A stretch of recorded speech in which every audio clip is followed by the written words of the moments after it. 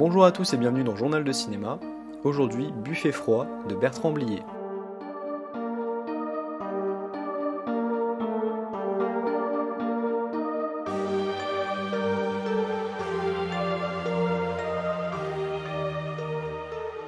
Buffet froid, c'est donc un film français sorti en 1979 et réalisé par Bertrand Blier, fils de Bernard Blier, qu'on retrouve d'ailleurs au casting avec Gérard Depardieu et Jean Carmé. Pour compléter ce trio vedette, on retrouve aussi Carole Bouquet, Jean Benguigui, Michel Serrault, mais aussi Liliane Rover et Geneviève Page. Et la première difficulté pour moi dans cet épisode, ça va être de vous résumer le film, qui a une ambiance très particulière et un ton très étrange, mais pour résumer, tout tourne autour de la rencontre du personnage d'Alphonse incarné par Gérard Depardieu avec un inspecteur Bernard Blier et un assassin Jean Carmé, et s'ensuit toute une série de péripéties toutes plus absurdes et sanglantes les unes que les autres. Alors comme d'habitude, je vais essayer de pas trop parler du scénario dans ses détails, même si franchement il n'y a pas grand chose à spoiler dans le film, d'autant que le film a plus de 40 ans et il est quand même assez célèbre dans le paysage cinématographique français. Ce film, dirigé et scénarisé par Bertrand Blier, il arrive 5 ans après Les Valseuses, qui est sans doute son œuvre la plus célèbre, et on retrouve bien sûr quelques spécificités de son cinéma, soit un ton très libre, un humour souvent assez noir, et des répliques vraiment ciselées qui souvent font mouche. Et l'humour assez cru de Blier, il va souvent être servi par Gérard Depardieu, qu'il a croisé 8 fois au cours de sa carrière. Pour des rôles souvent très marquants, comme justement Les Valseuses, Tenue de soirée ou encore ce Buffet froid. Plus personnellement, dans l'œuvre de Blier, je trouve que Les Valseuses, c'est un film sympathique, mais qui accuse un peu son âge. J'aime bien Tenue de soirée, et j'aime moins des films comme Le bruit des glaçons. Par contre, ce Buffet froid, je trouve que c'est une très grande réussite. Alors pour plusieurs choses, déjà les acteurs, ils sont tous formidables. Son père, magnifique dans le rôle de l'inspecteur, qui prend tout le temps à contre-pied le spectateur en faisant tout l'inverse de ce qu'un inspecteur pourrait laisser penser. De même avec Jean Carmé et son air comme s'il s'excusait tout le temps alors que son objectif c'est d'assassiner des femmes. Et évidemment Gérard Depardieu qui est absolument exceptionnel dans ce rôle-là. Et du coup, ne serait-ce que pour la performance de ce trio, c'est un film qui mérite d'être vu. Il délivre à la perfection les dialogues admirablement écrits par Blier, un script qui selon la légende aurait été écrit en 2 semaines et en un seul jet. Et ce que je trouve vraiment admirable, c'est que ce script justement qui est empreint de surréalisme et d'absurde, il arrive à happer le spectateur dès la première séquence, une fameuse séquence dans une station de RER complètement vide, avec Michel Serrault lui aussi excellent, qui se retrouve à faire la conversation avec un Gérard Depardieu à la fois inquiétant, drôle et complètement impossible à cerner. Cette introduction, je la trouve absolument magnifique parce qu'elle pose toutes les bases de ce que va être le film pendant 1h30. On a vraiment un mélange de tension, d'humour et de mise en scène extrêmement réussi. Et j'ai été vraiment soufflé de la manière dont Blier filmait l'espace urbain, donc notamment cette station de RER, mais aussi la tour dans laquelle vit Gérard Depardieu.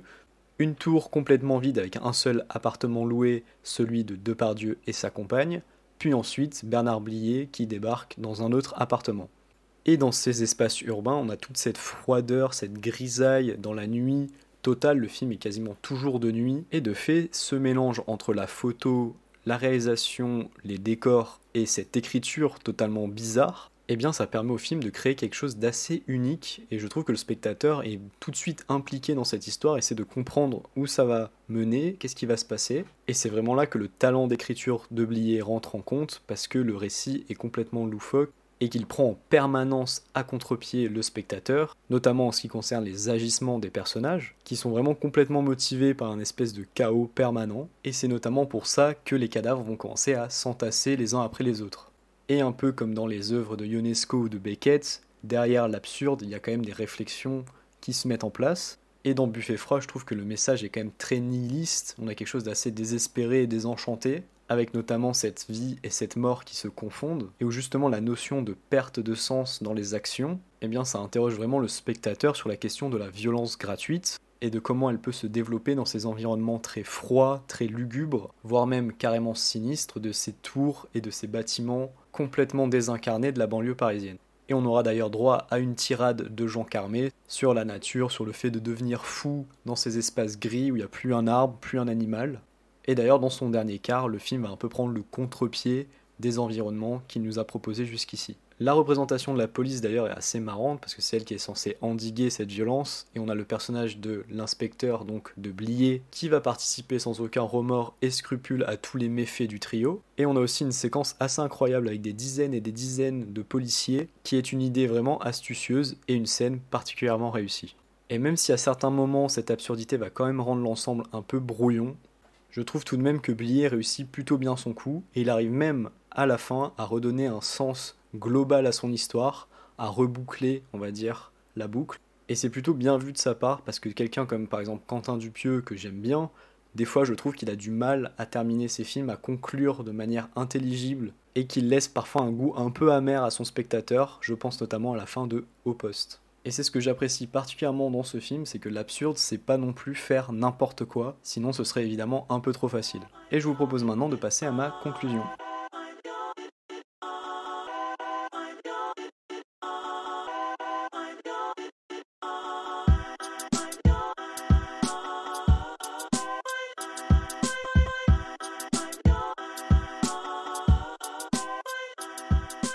Alors, est-ce que je vous recommande Buffet froid de Bertrand Blier ?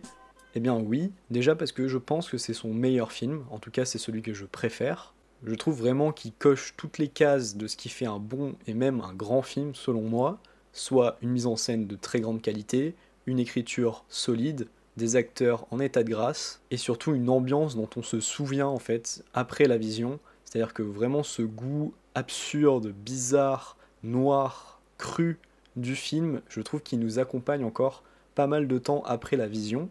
C'est un film qui est très drôle par moments, carrément inquiétant aussi, où on suit tout de même des anti-héros qui font des choses affreuses pendant tout le film, et en fait un peu à la manière d'un C'est arrivé près de chez vous, on s'attache un peu à ces personnages, mais quand même on se rend bien compte qu'il faut pas. Et du coup je trouve qu'il y a une vraie réflexion derrière ce non-sens apparent sur la violence gratuite, et surtout sur le désœuvrement de ces personnages dont la vie en fait n'a plus vraiment de sens, et qui du coup eh bien, agissent de manière complètement nihiliste. Les deux plus grands défauts du film pour moi, c'est que parfois cet aspect absurde peut s'avérer un poil trop prononcé par moment, mais il est suffisamment bien maîtrisé pour que ça apporte pas plus que ça préjudice au film. Et pour cet argument, je crois que c'est vraiment une question de goût personnel qui joue. Et également, je suis un peu moins convaincu par le dernier quart, même si j'ai dit que la fin était plutôt réussie, j'aurais peut-être préféré qu'on garde l'aspect un peu claustrophobique de cette ville complètement sinistre de nuit, et que le film finalement n'en sorte jamais. Pour finir, clairement, dans le domaine du cinéma absurde et un poil surréaliste, je pense que ce film-là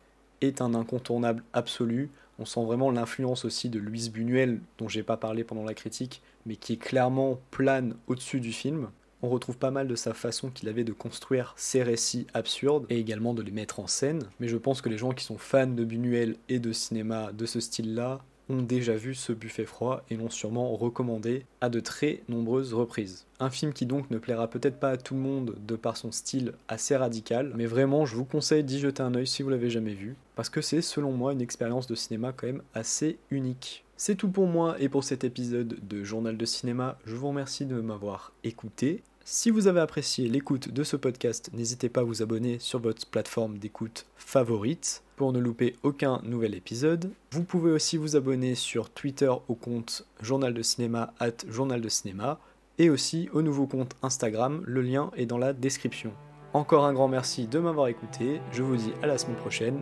bye bye.